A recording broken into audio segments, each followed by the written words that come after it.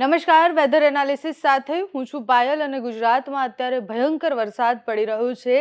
અનેક જગ્યાએથી એવી તસવીરો સામે આવી છે જે ડરામણી છે. 18 લોકોના મૃત્યુના સમાચાર પણ આવ્યા છે.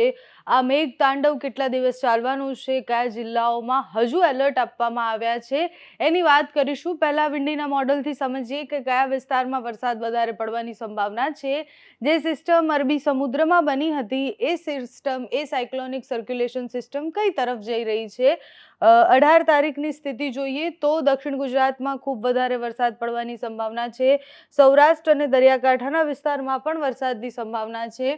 મહારાષ્ટ્રમાં બહુ જ વધારે વરસાદ પડી રહ્યો છે અને મહારાષ્ટ્રમાં પડેલો એ વરસાદ, એની અસરો એ દક્ષિણ ગુજરાતના દરિયાકાંઠાના વિસ્તાર અને બોર્ડરના ગામડાઓમાં થવાની સંભાવના છે. સાથે જ મધ્ય ગુજરાતમાં, એટલે અરબી સમુદ્રમાં બનેલી જે સિસ્ટમ હતી એ ધીરે ધીરે આગળ વધી દક્ષિણ ગુજરાત થઈ અને મધ્યપ્રદેશ તરફ ગઈ અને એ મધ્યપ્રદેશ તરફ જતી સિસ્ટમની અસર મધ્ય ગુજરાત પર સૌથી વધારે અત્યારે જોવા મળી રહી છે. એટલે નર્મદાથી લઈને આ બાજુ દાહોદ, છોટાઉદેપુર અને મહીસાગરમાં વરસાદ પડવાની સંભાવના છે. આ બાજુ બોટાદમાં વરસાદની સંભાવના છે.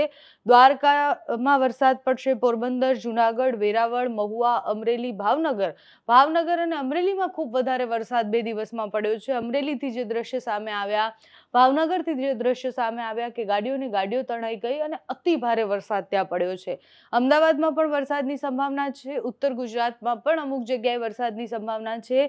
પાલનપુર, મહેસાણા, એ બધા જ વિસ્તારોમાં વરસાદ પડવાની સંભાવના છે. એટલે આજે ઉત્તર ગુજરાત અને મધ્ય ગુજરાતમાં વધારે વરસાદની સંભાવના છે. 19 તારીખથી તીવ્રતા ઓછી થવાની હતી કારણ કે એ સાયક્લોનિક સર્ક્યુલેશન સિસ્ટમ છે આગળ વધી. આખા ગુજરાતમાં જે અત્યારે વરસાદ પડી રહ્યો છે ચોમાસાનો વરસાદ નથી. ચોમાસું પ્રવેશી ગયું ગુજરાતમાં, પણ એ દક્ષિણ ગુજરાત અને દરિયાકાંઠાના વિસ્તારોમાં એની અસર જોવા મળી. અત્યારે જે વરસાદ પડી રહ્યો છે એ ઓલી જે સિસ્ટમ બની હતી અરબી સમુદ્રમાં, એ સિસ્ટમ આગળ વધી અને એની અસરને કારણે સાર્વત્રિક વરસાદની સ્થિતિ સર્જાઈ છે.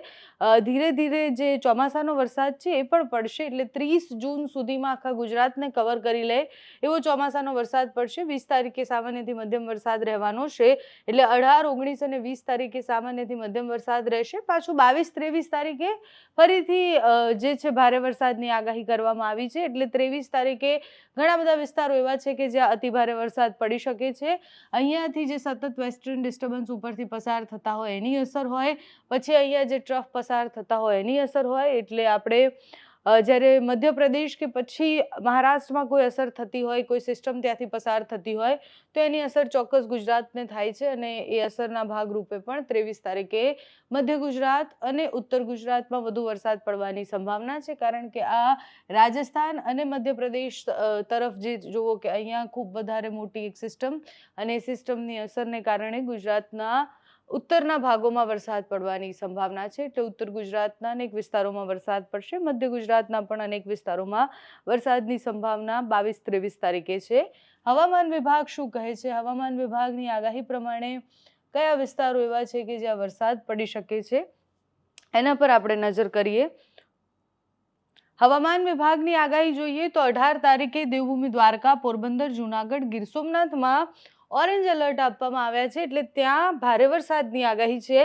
જામનગર, રાજકોટ, અમરેલી, ભાવનગર, ભરૂચ, સુરત, તાપી, ડાંગ, નવસારી, વલસાડ, દમણ, દાદરા નગર હવેલીમાં પણ ભારે વરસાદ પડવાનો છે. એટલે ત્યાં યલો એલર્ટ છે. રેડ એલર્ટ આજે ક્યાંય નથી.